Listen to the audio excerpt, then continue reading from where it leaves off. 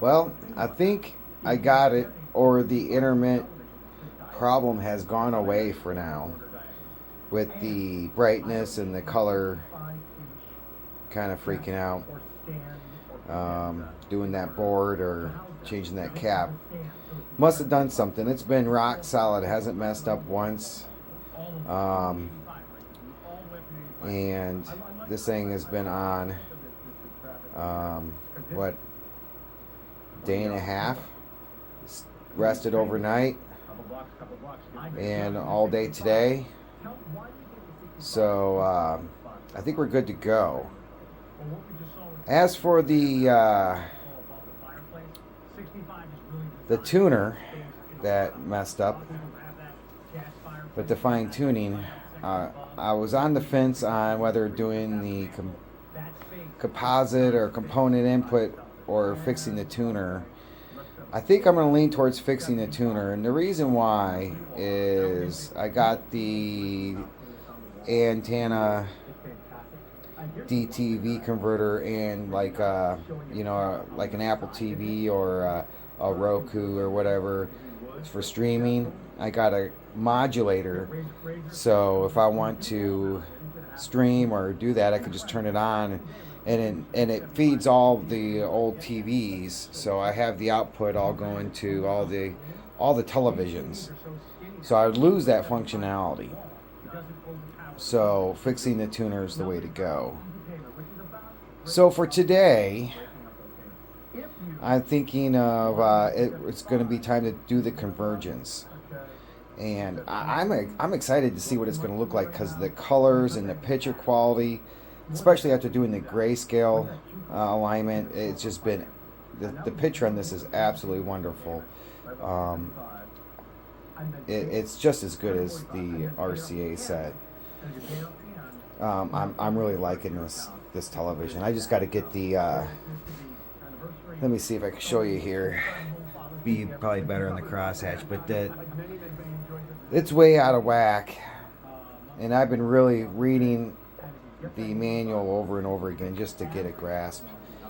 It doesn't quite spell it out as nicely as the other ones do. Ooh, let's turn on some more light here.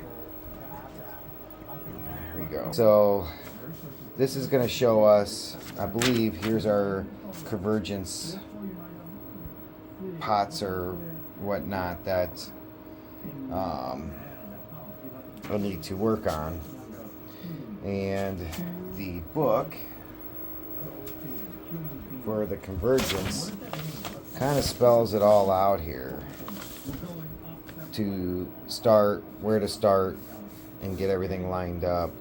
The center is pretty good, so I don't see any problem. I'll get the crosshair hooked up, and then I'm just going to kind of poke at it, and I'll pick a spot where I can adjust the pot and kind of show you what it does.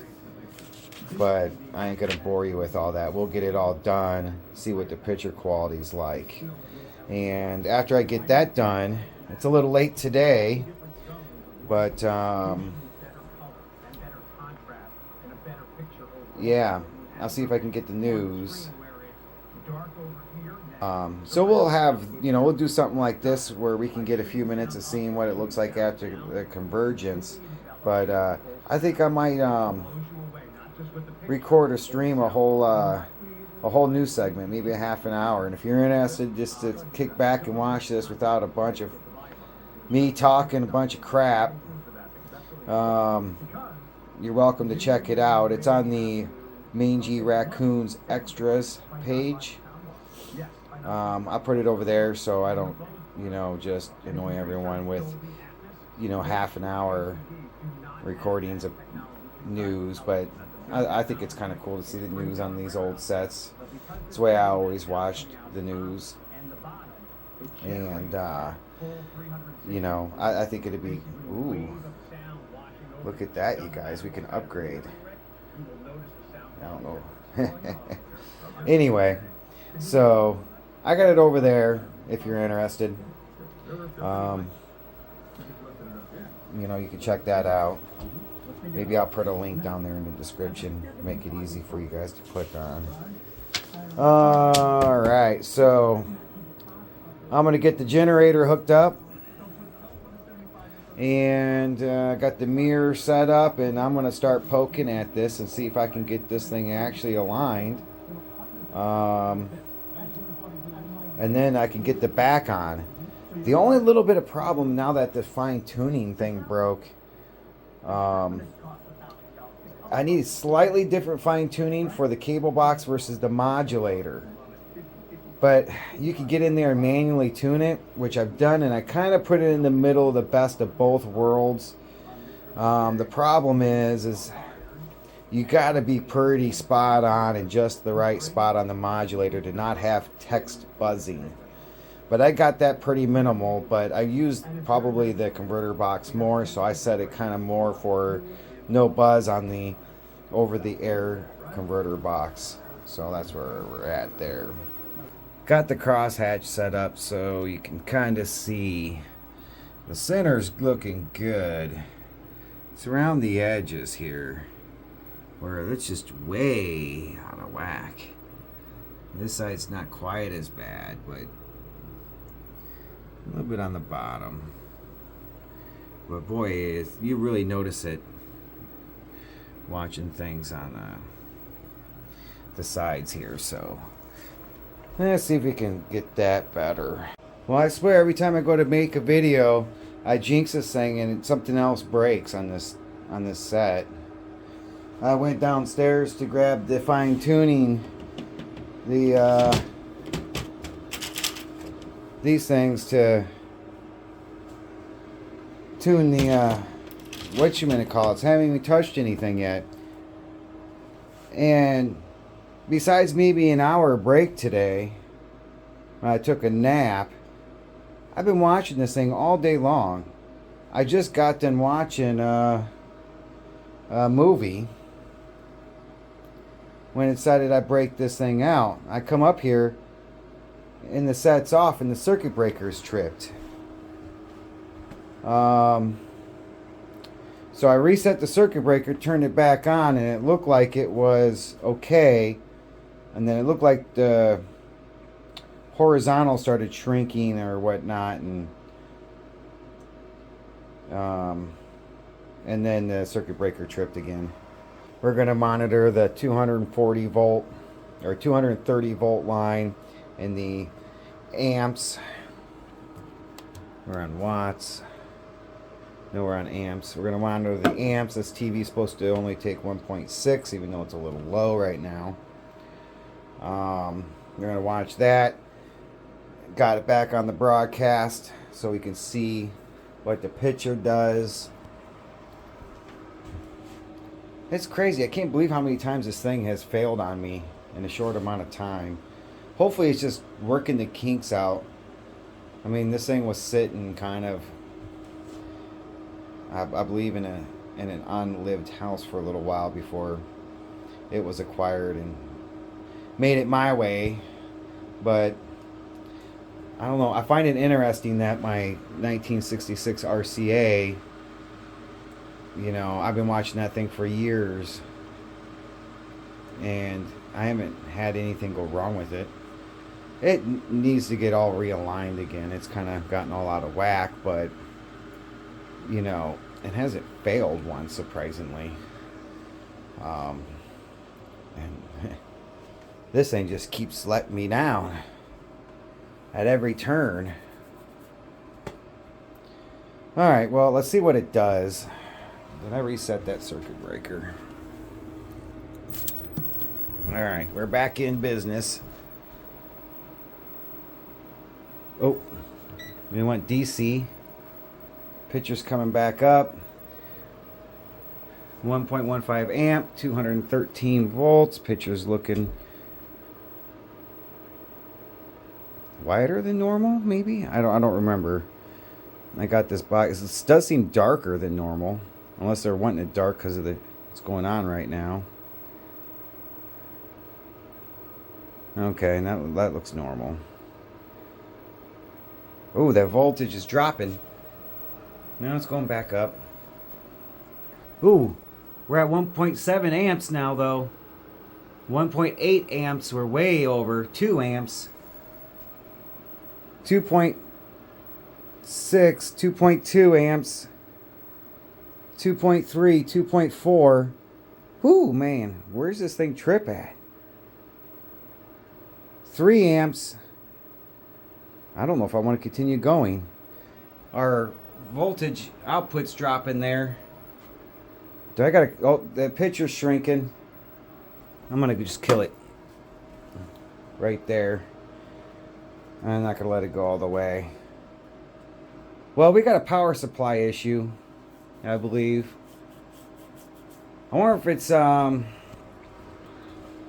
oil can or the big capacitor can. I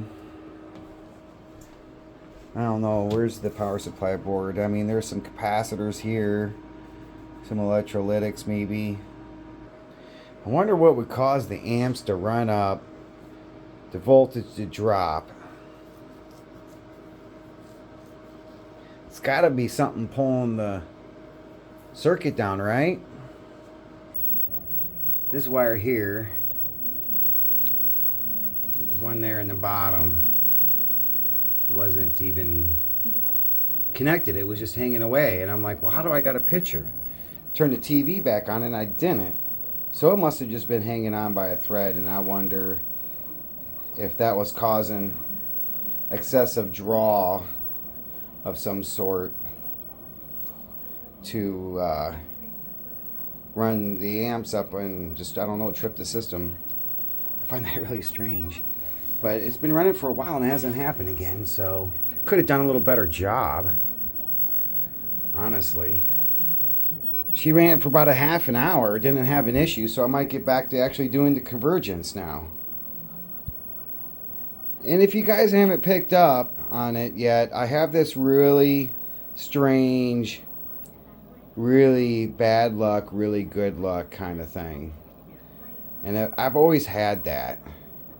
And I don't know what it is with that.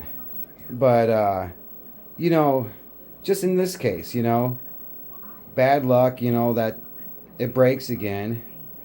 But good luck in the sense that I would not have noticed that if it didn't just come apart on its own and be hanging out there. And the fact that that's an easy fix, if that's what it was. Guess we won't know until I get a little more runtime on this, but before it was only taking a couple minutes. Wasn't taking long. And it's probably for me opening and closing this thing a bunch. Same with the chroma board, you know. Bad luck that the thing was modified and, you know, all that stuff was wrong with it, but good luck in the sense that I just so happened to have the IC chip for, you know, a TV like this. Is kind of strange. I'm going to switch this back over to the signal generator. Well, there's no such thing as perfect. My OCD doesn't agree with that, but anyway, I got a lot better, but yeah, okay, so it's this one here. See?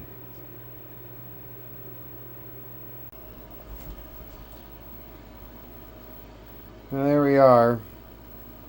It's not as good as I want it, especially in that top right, but if I do that, it really messes up the center, and I can't clear out the center too much. But the top right's nowhere near out as it was, so see what it looks like with some TV on it. Well, here we are. That's not too bad. When I hit the info to show the channel number, man, that's a million times better. I mean, you could see a little bit still, but man, it was so bad before. Guess we'll wrap this up for the convergence video. So really all we got left now is the